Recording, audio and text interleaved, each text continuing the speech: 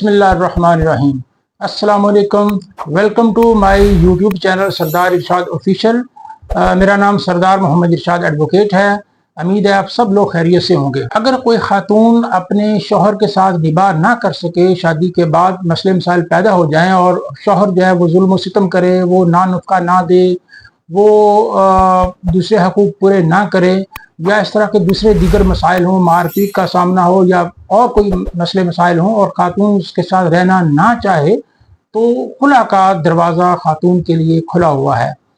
इसके क्या ये केस कैसे दायर होगा, क्या रिक्वायरमेंट्स हैं, कौन कौन से डॉक्यूमेंट्स की ज़रूरत है और अदालती तरीक़ाकार का मुकम्मल जो है मामला, ये सारे के ऊपर बात होगी तफसीलन। इससे पहले मेरी आपसे रिक्वेस्ट है कि मेरे चैनल को सब्सक्राइब करें, वीडियो को लाइक और शेयर करें, और अगर आपका कोई क्वेश्चन हो तो आप कमेंट्स बॉक्स में पूछें। वीडियो को एंड तक देखें ताकि इसके तमाम अमूर पे तफसीली बात जो है वो उससे आगाह हो सके। अगरचे कि निकाह का बंधन इंतहाई पाकीज़ा एक रिश्ता है जिसको कायम रखने का हुक्म है, ताहम अगर कोई ऐसा मसला दरपेश आ जाए कि ये रिश्ता आगे ना निभ सकता हो, मजीद पेचीदगी से बचने के लिए हमारे मजहब ने और कानून ने खुला का दरवाज़ा एक खोला हुआ है जो कि खातून को है। अगर मर्द इस बंधन को तोड़ना चाहे, ख़त्म करना चाहे, तो वो तलाक के ज़रिए इस रिश्ते को ख़त्म कर सकता है, और अगर औरत इस बंधन से बाहर निकलना चाहे तो उसके लिए खुला का दरवाज़ा खुला हुआ है। उसमें जो रिक्वायर्ड डॉक्यूमेंट्स हैं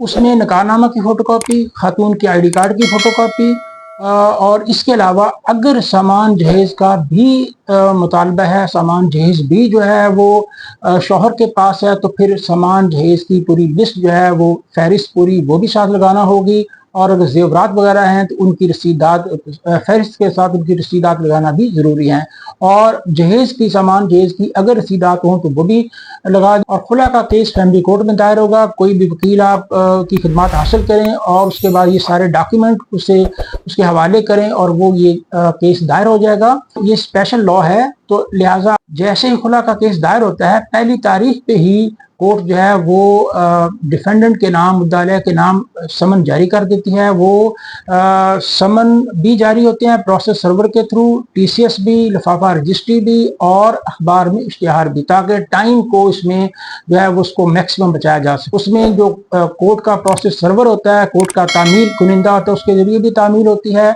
और हमारी पाकिस्तान पोस्ट के जरिए जो रजिस्ट्री भी करवाई जाती है। रजिस्टर्ड एक भेजा जाता है उनके नाम समन, और उसके अलावा जो एक TCS जो है या कोई कोरियर जो प्राइवेट कोरियर है उसको वो भी करवाई जाती है, और उसके साथ ही अखबार में ऐड भी दे दिया जाता है। ये सारे जो प्रोसीजर है पहली डेट पे ही ये शुरू हो जाता है, ऑर्डर हो जाता है, और अगर मुद्दा है उसमें आ जाता है तो फिर अगली तारीख जो है कोर्ट मुसालिहत के लिए रखती है, यानी रिकॉन्सिलिएशन के लिए दोनों पार्टीज को कोर्ट जो है वो एक मौका फराहम करती है कि अगर वो रिकॉन्सिलिएशन हो सकती है, मुसालिहत हो सकती है, तो वो इसके ऊपर कर लें।